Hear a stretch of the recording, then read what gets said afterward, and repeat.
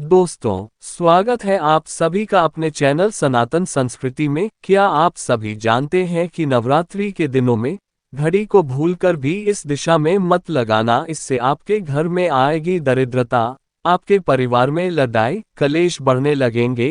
घड़ी हमारे घर में जरूर होनी चाहिए, लेकिन किस दिशा में लगाएं, इसका भी आपको पता होना चाहिए। तो आप सभी अंत तक बने रहिएगा। आप सभी को पता है कि अभी नवरात्रि का समय चल रहा है। सभी भक्त माता रानी को मनाने में लगे हैं, माता की भक्ति में लगे रहते हैं, जिससे माता रानी हमारे घर में भी प्रवेश करें। तो इसके लिए आपको इस दिशा में घड़ी को लगा देना, जिससे माता रानी आपके घर में दौड़ी आए। घड़ी जो बीते समय और आने वाले समय के बारे में हमें सूचित करती है।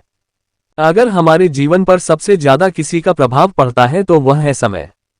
हर किसी का समय एक जैसा नहीं होता। अच्छे और बुरे समय सभी के जीवन में आते रहते हैं। इस समय चक्र का चलना कायम ही रहता है।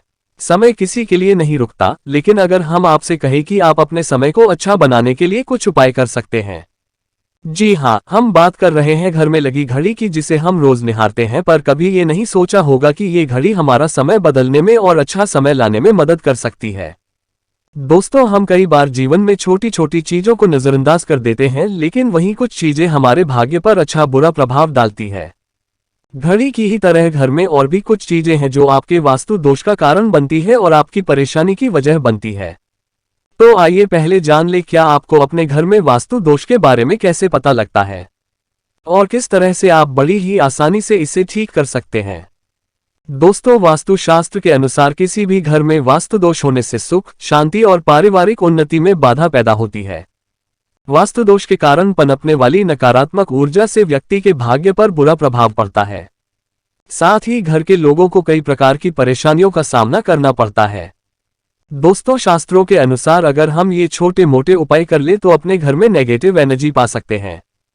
तो आइए जानते हैं, लेकिन उससे पहले दोस्तों आपसे रिक्वेस्ट है कि वीडियो को लाइक करें, अपने दोस्तों के साथ शेयर करें और अगर आपने अभी तक चैनल को सब्सक्राइब नहीं किया तो सब्सक्राइब करके बेल आइकन जरूर प्रेस कर ले। दोस्तों, नंबर 1, जीवन में तरक्की पाने के लिए रोज पहली रोटी गाय को दें। पीपल को जल चढ़ाएं और चींटियों को शक्कर मिला आटा दें। तांबे के लोटे में जल व लाल चंदन मिलाकर रात को अपने सर के पास रखकर सो जाएं। सुबह उस जल को तुलसी को चढ़ा दें। ऐसा करने से आपकी परेशानियां धीरे धीरे दूर हो जाएंगी।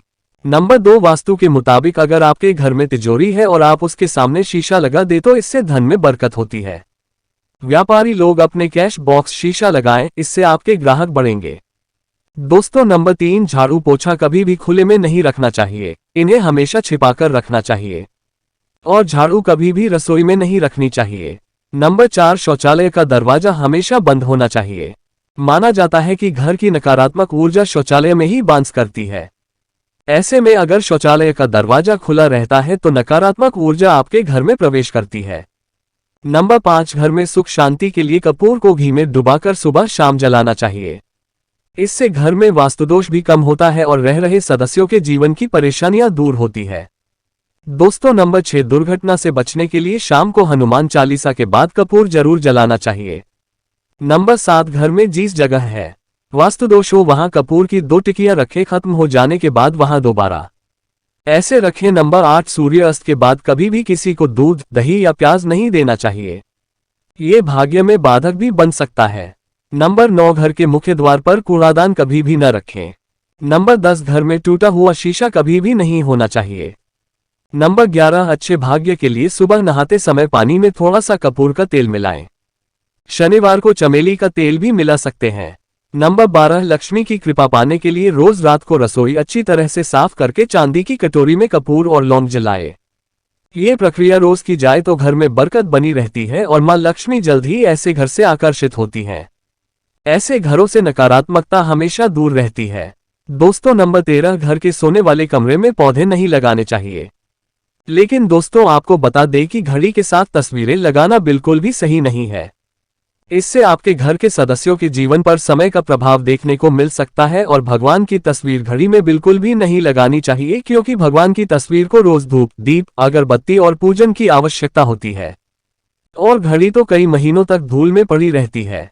इससे भगवान का अपमान होता है और ये शुभ नहीं माना जाता। हो सके तो घड़ी का आकार गोल और अंडाकार ही पसंद करें। घड़ी का गोल या अंडाकार होना हमारी पृथ्वी के आकार को दर्शाता है, जो को और घड़ी में नुकीले कोण होते हैं और वास्तु के अनुसार नुकीली चीजें नकारात्मक ऊर्जा का संचार करती है। दोस्तों, अगली बात जिसका आपको ख्याल रखना है वो ये है कि घड़ी को स्वच्छ रखें। साफ सफाई का ध्यान रखें, धूल न जमा होने दें और कहीं से भी घड़ी टूटी फूटी नहीं होनी चाहिए।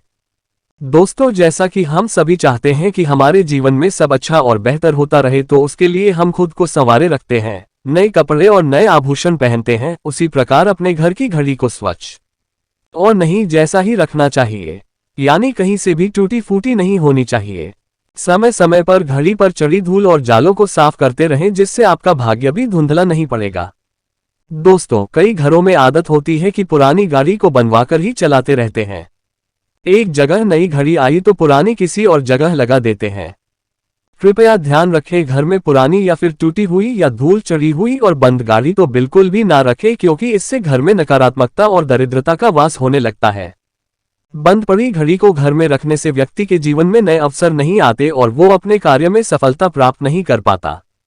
अगली बात जिसका आपको ध्यान रखना है वो है घड़ी की सही दिशा। घड़ी को कभी भी दक्षिण दिशा में नहीं लगाना चाहिए। दक्षिण दिशा यमलोक की दिशा मानी जाती है। काल का अंतिम चक्र यहीं से शुरू होता है, इसीलिए वास्तुशास्त्र में इस दिशा को घड़ी के लिए अशुभ माना गया है। घर में घड़ी को उत्तर दिशा, पूर्व दिशा या पश्चिम दिशा में आप लगा सकते हैं, लेकिन ध्यान रखें कि घड़ी को कभी भी मुख्य द्वार, कमरे के दरवाजे या आने जाने के लिए उपयोग किए जाने वाले दरवाजे के ऊपर कभी भी नहीं लगाना चाहिए। इससे समय का प्रभाव आपके आने जाने की गति और दिनचर्या पर पड़ सकता है। दोस्तों, घड़ी के साथ कैलेंडर का भी ध्यान रखें। जहां घड़ी समय का प्रतीक है तो वहीं कैलेंडर उससे जुड़ी तारीखों का लेखा जोखा बताता है। कैलेंडर को पूर्वी और उत्तरी दिशा की दीवार पर कभी भी नहीं लगाना चाहिए, इससे वास्तुदोष उत्पन्न होता है। और कृपया करके अपने घरों में नए कैलेंडर के साथ पुराना कैलेंडर कभी भी न लगाएं। दोस्तों, घड़ी और कैलेंडर दोनों ही आने वाले समय के सूचक है, जो हमें आगे बढ़ने की प्रेरणा देते हैं। उन्हें समय के अनुसार ही लगाना चाहिए। इस बात का हमेशा ध्यान रखें कि घड़ी का समय हमेशा सही होना चाहिए। बहुत से लोगों की आदत होती है घड़ी का समय आगे या पीछे रखते हैं, तो ये गलती आप ना करें। समय हमेशा सही रखें, इससे आपको कभी भी समय का तीनू। दोस्तों, रखी हुई घड़ी और पुराना कैलेंडर आपके भाग्य को भी रुकावटों से भर देता है। इसीलिए वक्त के साथ आगे बढ़ते रहने के लिए घड़ी और कैलेंडर को बदलते रहिए और कैलेंडर को कभी भी अपने सोने के कमरे में न लगाएं और ना ही इसे कभी मुख्य द्वार पर टांगे, ये शुभ नहीं माना जाता। पुरानी घड़ी किसी को दान में देना शुभ माना जाता है, इससे आपके जीवन से बुरा समय निकल जाता है। इसीलिए अगर आपके घर में कोई पुरानी घड़ी है जो टूटी फूटी ना हो और खराब ना हो, तो वो आप किसी जरूरतमंद को दान में जरूर दें। तो दोस्तों, ये वीडियो कैसा लगा हमें कमेंट में जरूर बताएं। इस वीडियो को लाइक करें, अपने दोस्तों के साथ शेयर करें और हमें सब्सक्राइब करना ना भूलें। जल्द मुलाकात होगी अगली वीडियो में। हर हर महादेव, राधे राधे, धन्यवाद।